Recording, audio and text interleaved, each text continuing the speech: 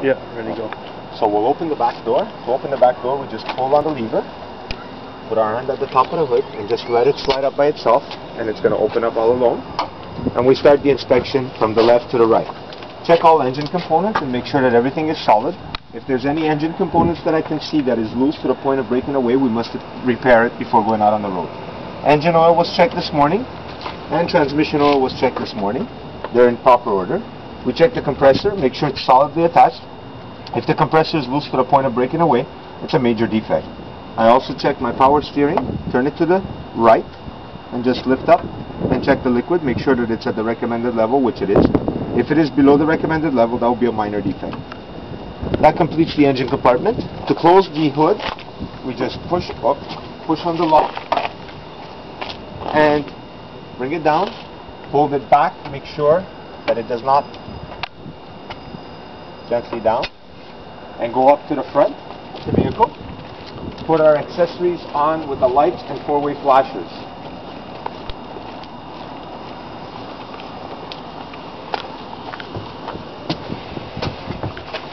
We turn our knob key over to the light position and put on four-way flashers. Go back out to the front of the vehicle. Start the inspection from top to bottom. All our clearance lights are functional. If any of these do not function, it's a minor defect, and that goes for the entire assembly of the vehicle. Both headlights are working. If the headlights don't work on one side is minor, on both sides is a major. The flashers are working. If one or more of the flashers does not work, it's a minor defect, and this is applicable for the entire assembly of the vehicle. Vehicle is properly balanced. If that would not be the case, it would be a major defect caused by a break in our suspension, axle, or a flat tire. We also check the tires, they're parallel. If that would not be the case, it would be a major defect. Going over to the driver's side, mirror is solidly attached. If not, it's a minor defect. All body of the vehicle, nothing's coming apart. All the panels are solidly attached. If anything is loose, we must repair before going on the road. It's a minor. If the piece comes apart and touch any rotating parts of the vehicle, that's a major. Flashers are both working, and clearance lights are also working at top. Start with our front tire. Behind the tire, we'll check the air balloon. The air balloon is properly inflated. If the air balloon would be losing air and the compressor cannot compensate that, be a major defect. If the compressor can compensate the loss of air, be a minor defect. That goes for the entire assembly of the vehicle. Check the inside of the tire, make sure there's no deformations, cracks, to the point where I can see the steel belt. And in the thread of the tire, make sure there's no foreign bodies lodged in it, permitting it to cause a blowout. If that's the case on a single wheel, it's a major defect. Check the outside of the tire, it's in good condition, no cracks, no bubble ups, everything is fine. Any of these defects is major on a single wheel mount.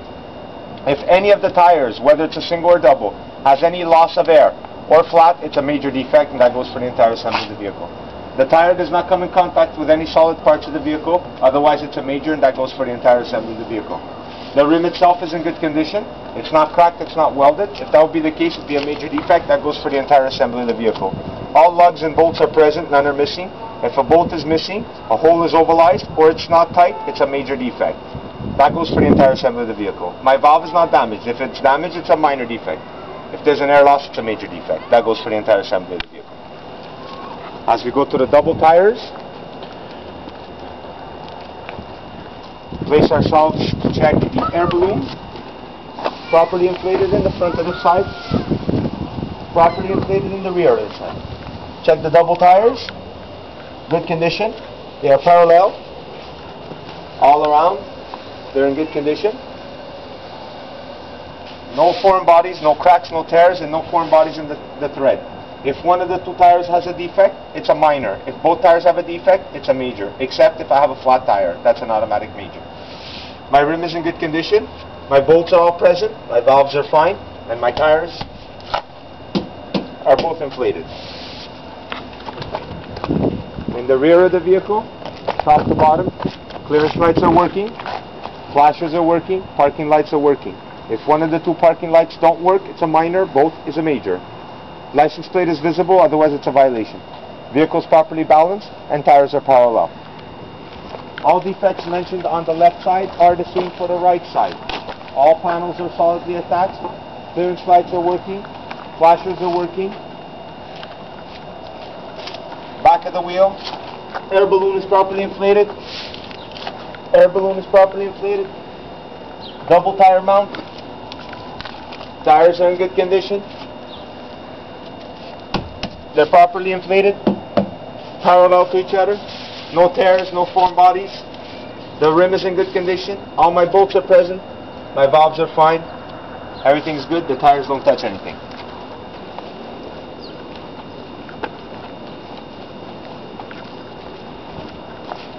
Air balloon is properly inflated. Inner tire wall is in good condition. Tire thread is in good condition. No foreign bodies. Out of the tire is in good condition. Rim is in good condition. All the bolts are present. Valve is fine. It doesn't touch any solid parts. The mirror is solid. If the not be solid, be a minor, that goes part of the vehicle complete. We're going to start the engine now. Take off our gloves. To start the engine, all we do is press the starter button. Put the position back to on position. Take off the four-way flashers and turn our wheels to the left side slowly. And go back to the front of the vehicle and check on this side first. The air balloon is properly inflated. The tire is in good condition on this side.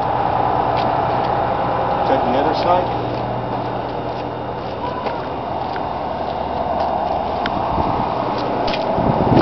Air balloon is properly inflated. Tire is in good condition. No damages.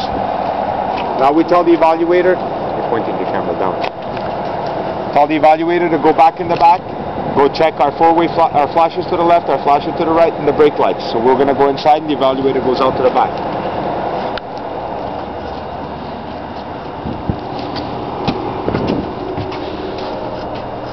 Sit at the position, the evaluator is in the rear of the vehicle. We're going to check the brakes, lights. To do so, we must release the emergency brake first. Apply the brake. The evaluator will sign us off. Left flasher, right flasher. And while the evaluator is coming to the front, we look at our air pressure. Make sure that the compressor is going to start working. The needle's going up. Compressor started to work. Put the brakes back on. The flasher to the left side for the evaluator, to the right side for the evaluator. And we invite the evaluator back into the vehicle. As the evaluator comes into the vehicle, we tell them that the extinguisher is in presence. If it's missing, or one of the three triangles are missing, it's a violation to the highway safety code. As the compressor is building in the system, we're going to check our mirrors. They are not dull, cracked, or tarnished. If that's the case, it's a minor defect. Close our door. We check our steering column is solidly attached, no risk of it coming apart. If that's the case, be a major defect. Honk is working, otherwise minor defect. Check our wipers. Turn the button to the right, one click to the right, and press one time on the water fluid. Water fluid is working and wipers are working. Turn off the wipers. If the water fluid doesn't work on either or sides, it's a minor defect. If the wiper on the passenger side is not working, is a minor defect. On the driver's side is a major defect. We're going to wait for the compressor to stop its operation and see where it's going to stop at. As it's building around the 120 mark, we will hear the air purging. When that does occur, we will tell the evaluator the compressor has stopped.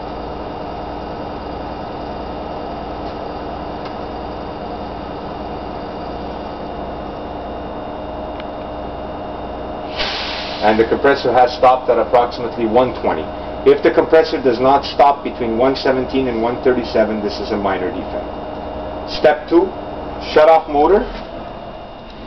Cover brake pedal, do not apply. Release emergency pedal and wait for the pressure to stabilize. It has stabilized at 110, the reading. Apply the brake. And on application, we consumed only 1 pound.